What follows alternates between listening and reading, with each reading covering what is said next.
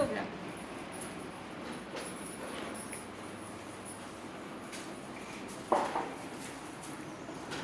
ಎಲ್ಲ BSM ಬಂಧುಗಳಿಗೆ ನಮಸ್ಕಾರ. ಬೆಳಿಗ್ಗೆ ನಾನು ಮಾತಾಡಿದ್ದೆ ನಮ್ಮ ಗೋಶಾಲೆ ಬಗ್ಗೆ ಆಗಲಿ, ನಮ್ಮ ಇರೋ ಹಸುಗಳ ಬಗ್ಗೆ ಆಗಲಿ. ಇದು ನಮ್ಮ 2ನೇ ಶೆಡ್ಡು. ಈ ಶೆಡ್ಡಲ್ಲಿ ನೋಡಿ ಎಲ್ಲ ಮಲ್ಲಾಗಿಟ್ಟಿರಲಿ, ಎಲ್ಲ ದೇಸಿ ಹಸುಗಳೇ, ಕರುಗಳೇ. ಕರುಗಳ ಜೊತೆನೇ ಇದ್ದೀನಿ ನಾನೀಗ. ಇವನು ಮಗನ, ಇವನಿಗೆ ತಾಯಿ ಇಲ್ಲ. ಸೊ ಇವಳು ನೋಡಿ, ಇದು ನಮಗೆ ಯಾರೋ ತಾಯಿ ಹೆಸರಲ್ಲಿ ಗೋದಾನ ಮಾಡಿರೋದು. ಇವಳು ಲಕ್ಷ್ಮಿ ಮಗಳು ಶ್ಯಾಮಲ. ಆಮೇಲೆ ಇವಳು ಕಮಲ ಕೂಡ ಪ್ರೆಗ್ನೆಂಟ್ ಇದ್ದಾಳೆ. ಕಮಲಾ ಪ್ರೆಗ್ನೆಂಟು.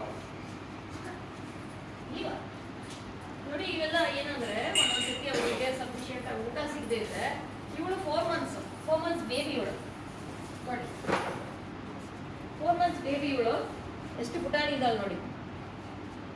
ಸೊ ಇವಳು ಅಮ್ಮ, ಅವಳು ಅವಳ ಹೆಸರು ನಿಧಿ. ಸೊ ಹಾಗಾಗಿ ಈ ಸೆಕ್ಷನ್ ಅಲ್ಲಿ ಇರೋದೆಲ್ಲ ಪೂರ್ತಿ ಮಲ್ನಾಡ್ ಗಿಡ. ನೀವೇ ನೋಡ್ತಾ ಇದ್ದೀರಾ, ಎಲ್ಲ ದೇಸಿ ಹಸುಗಳು. ಇವೆಲ್ಲ ನೆನ್ನೆ ಬಂದಿರುವಂತಹ ಹಸು. ಸೊ ಇದ್ರ ಹೆಸರು ರಾಣಿ. ಸೊ ರಾಣಿ ಮಗ ಕನಯ್ಯ, ಸ್ವಲ್ಪ ಇನ್ನು ಕೊಬ್ಬತ್ತಲ್ಲ ಇದ್ದಾನೆ. ಸೊ ಈ ಸೆಕ್ಷನ್ ಪೂರ್ತಿ ಮಲ್ನಾಡ್ ಗಿಡ. ಅದನ್ನು ಅದೇ ಇದೆ.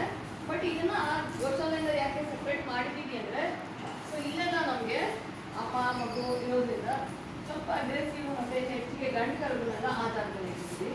ಸೊ ಇದರಲ್ಲಿ ನೀವು ಯಾವ್ದಾದ್ರು ಕರುಗಳನ್ನ ಅಡಾಪ್ಟ್ ಮಾಡ್ಕೊಳ್ಳೋದು, ಅಥವಾ ನೀವು ಕೊಡೋ ಕಾವು ಫುಡ್ ನೋಡಿ, ಅವ್ರಿಗೆ ಎಲ್ಲ ತರಕಾರಿಗಳು ತಗೊಂಡು ಹಾಕಿದ್ದೀವಿ, ಆರ್ಗ್ಯಾನಿಕ್ ತರಕಾರಿ ಇರ್ತೀವಲ್ಲ. ಸೊ ಈ ಥರ ಹುಲ್ಲನ್ನ ಸ್ಪಾನ್ಸರ್ ಮಾಡ್ಬೋದು.